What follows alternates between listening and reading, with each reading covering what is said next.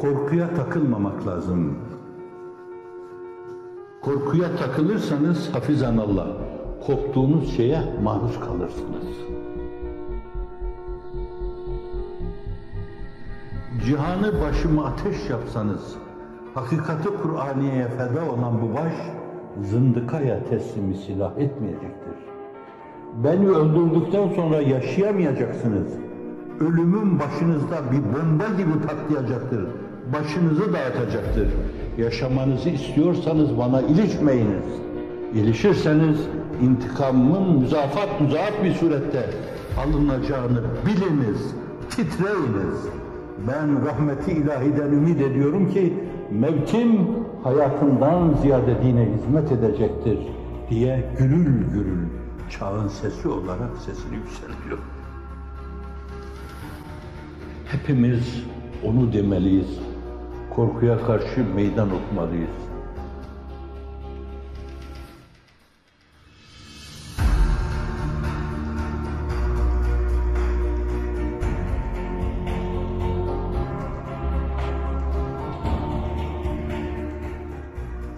İstanbul'un işgal edildiği ve işgal eden ordular içinde Anglikan Kilisesi'nin başpapazının mağrurane Meşreti İslamiye soru sormasına karşı çağın baba yiğidi burada sesini yükseltiyor. İşte baş kaldırmanın veya dimdik durmanın gerektiği yer orasıdır.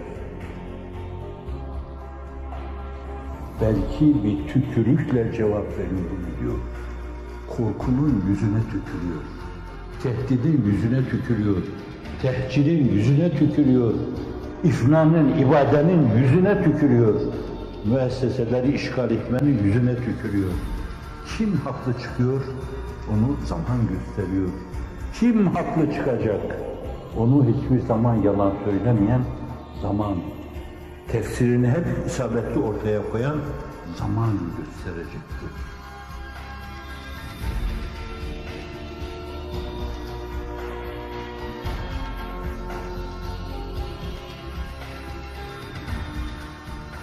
Zamanın tefsirine itimat eden, güvenen, çünkü o Allah'ın meşiyetinin, iradesinin, kudretinin, himayesinin, inayetinin bir tezahüründen ibarettir.